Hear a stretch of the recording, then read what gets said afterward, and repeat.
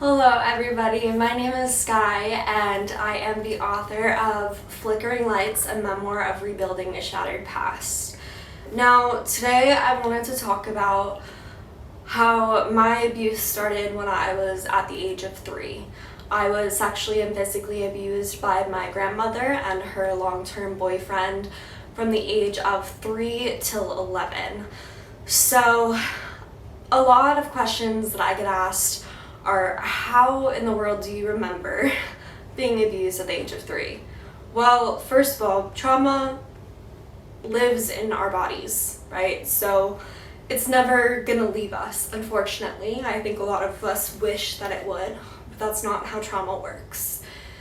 And for me, I didn't start having repressed memories come back to the forefront of my mind until I was about 14 or 15, when I was watching a movie called Room with my family. And while I was watching this movie, a rape scene came on. And during that rape scene, I felt like I started to float above myself, and I could see myself from below being abused as a child.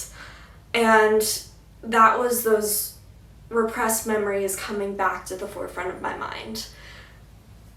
When it first happened, I was very freaked out and thought, like, there's no way that this happened to me.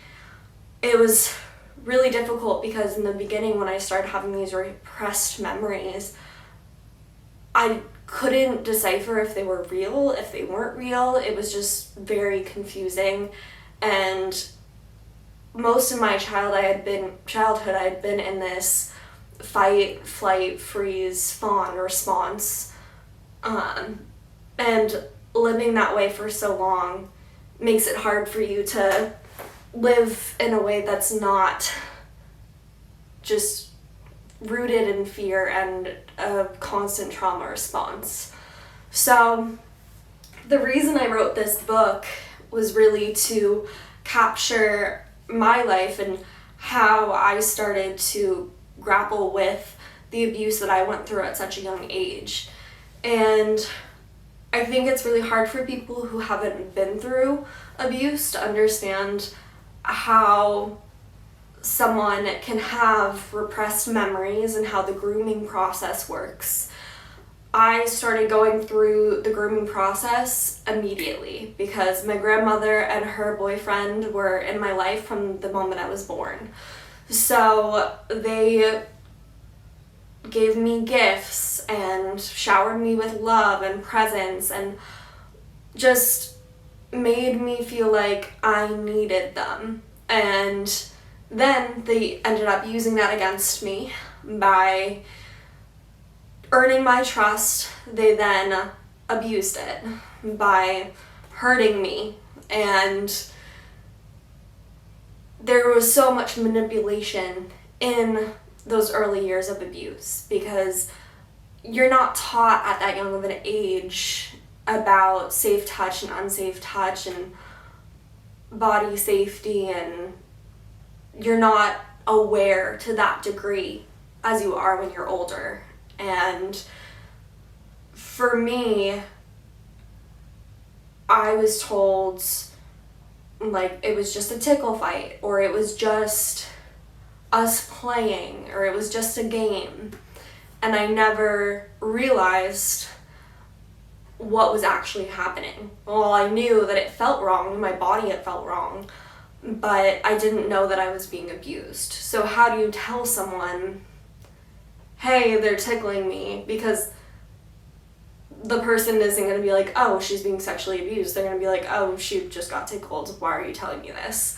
So I really try to capture that experience in my book because there's a lot of victim blaming that survivors go through on a daily basis. And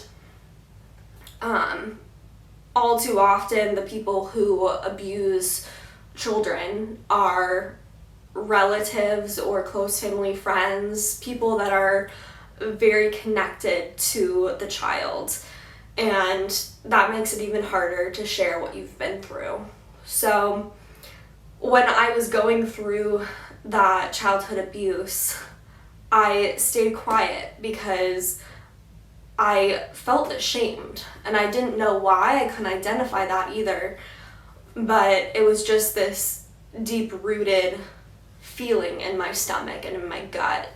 When I decided to write my memoir, it wasn't something that just came on and I was like, oh, this is what I'm gonna do. It was actually a therapy assignment that turned into pages upon pages in a Word document that I then continued as I got older and got to a point where I was like, this is my story. This is my life on paper. And I decided one day, you know what, I'm gonna sharpen this up and I'm gonna make it easy to comprehend and educational, and I want victims and survivors to know that they're not alone, and to know that it's all too common to go through abuse at such a young age, and it's all too common to keep it a secret, and it's all too common to not say a word because you're scared and you're afraid for your safety. And I wanted to normalize that in a way, but also tell survivors that they are strong and that they can heal, because it's not a linear process. And for me, being able to process my experiences through not only therapy but also through writing a book, writing out my story, was incredibly helpful. So I highly recommend going and pre-ordering my book, Flickering Lights. It is going to be available for purchase on January 25th, so very, very soon. But right now you can pre-order it on my website, www.skylarbotion.com. And thank you guys so much. And I hope that this story can resonate with you and help you with your healing journey.